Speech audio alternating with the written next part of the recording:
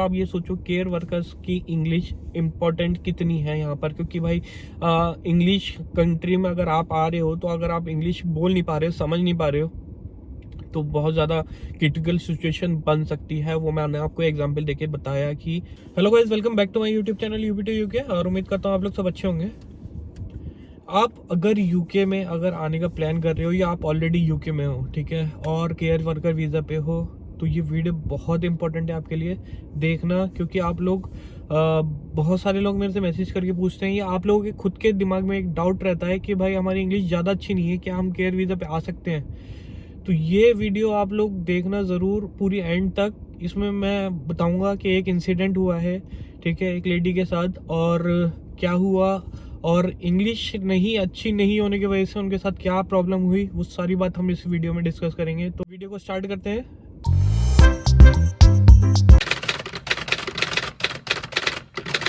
जो मेरे channel first time आया उनको बता दूं, मेरा नाम विवेक मसीह है, मैं यूपी इंडिया से बिलोंग करता हूं, अभी इस टाइम यूके में हूं।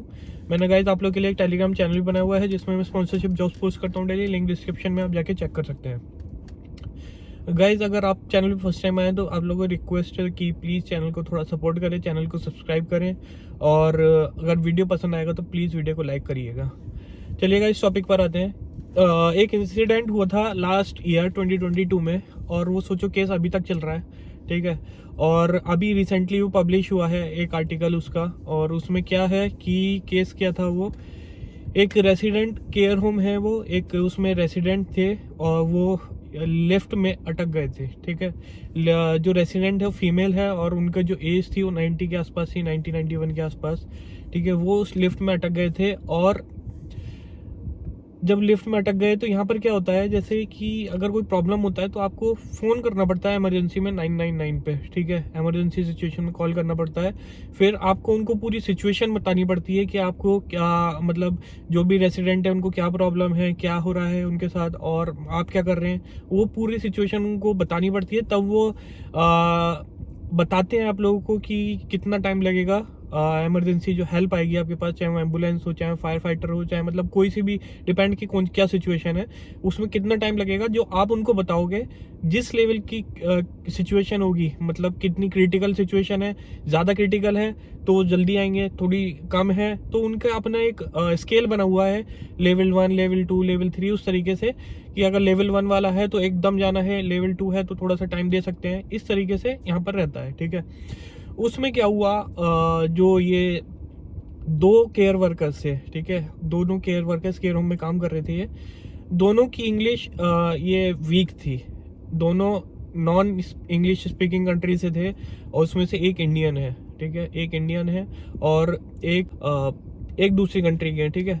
तो ये दोनों नॉन इंग्लिश स्पीकिंग कंट्री के हैं। अब क्या हुआ कि सिचुएशन क्या हुई, जो आर्टिकल जो पब्लिश हुआ है मैं उससे आपको समझाता हूँ कि क्या हुआ, और फिर आगे अभी क्या हो रहा है उसमें, और क्या केयर वीज़ा में आइल्स का जो स्कोर अभी 5 बैंड्स का रिक्वायरमेंट रहती है, 4.5 बैंड में ले लेते हैं, क्या उसको बढ़ा दिया जाएगा, क्योंकि यहाँ पर अल्टीमेटम दे दिया गया है कि 22 जनवरी जो 2024 में आ रही है, 2024 में 22 जनवरी से पहले पहले अगर कोई एक्शन नहीं लिया गया इसके खिलाफ, तो इसके लिए तो फिर जो है वो आगे प्रोसीड करेंगे, जो भी मतलब यूनियन है ये। तो मैं बताता हूँ ये सिचुएशन क्या है, ठीक है, आपको स्क्रीन पर दिख रहा होगा। Senior coroner has issued a warning about the inability of foreign health staff to speak English after hearing how carers looking after an elderly woman who died did not know the difference between bleeding and breathing। तो ये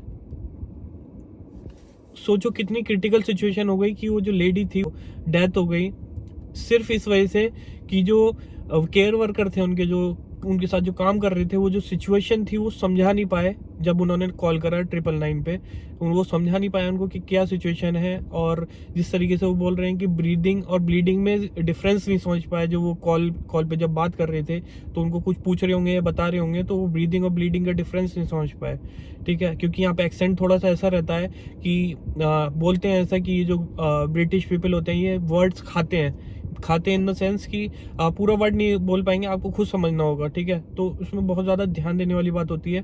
तो उसमें वो difference नहीं समझ पाए breeding और breathing में, जिसके वजह से डेथ हुई है, ठीक है, उस लेडी की। आगे देखिए आगे क्या लिखा है। बारबरा राइमल उनका नाम जो है वो ये है। 91 who suffered from dementia died after she became trapped by a mechanical stair lift after a fall at the care home she lived at, with staff being unable to free her and inquest heard। ठीक है, वो stair case जो mechanical वाली होती है ना कि एक बिठा दिया फिर ऊपर चले जाती है स्टेयर केस से, उसमें वो ट्रैप हो गई थी, फंस गई थी, और जिसके वजह से केयर वर्कर जो थे उनके वो निकाल नहीं पाए उनको, और उन्होंने कॉल किया 999 पे, और जब तक वो आया सपोर्ट आई उनको, क्योंकि टाइम लग गया उसको आने में, क्योंकि इन लोग अपनी तरफ से नहीं बता पाएगी, ये बहुत ज़्यादा इमरजेंसी सिचुएशन है, उनको इस समझा नहीं पाए, दोनों नॉन इंग्लिश स्पीकिंग के थे। तो the report found that in a 999 call her 2 carers, 1 Romanian and 1 Indian, were unable to explain to the emergency services what had happened to her and did not understand the difference between their patients being alive or alert। alive और alert का मतलब भी नहीं समझ पा रहे थे वो, जब 999 वाले जब उनसे बात कर रहे थे कॉल पे, तो उनको समझा नहीं पा रहे थे, उनकी बात समझ नहीं पा रहे थे, जिसके वजह से वो थोड़ी मिसअंडरस्टैंडिंग हुई, और जो सिचुएशन थी उसको उन्होंने इमरजेंसी में नहीं लेके थोड़ा सा टाइम दिया उसमें, और जब तक उस जो रेसिडेंट थी उनकी डेथ हो गई। ठीक है, उसके बाद आगे देखें क्या है। There lack of English severely hampered the call handlers response and made a meaningful assessment of her condition virtually impossible, the coroner said. ठीक है, तो वो अपने तरीके से समझा नहीं पाए और समझ भी नहीं पाए, जिसकी वजह से जो कॉलर हैंडलर था जो उसने वो बात कर रहे थे 999 पे, वो ये नहीं असेस कर पाए कि जो लेवल इमरजेंसी है वो किस लेवल की इमरजेंसी है। ठीक है, following the call, Mrs. Rhimes' case was classified as serious rather than requiring an immediate response। When paramedics did arrive at the care home, she was dead।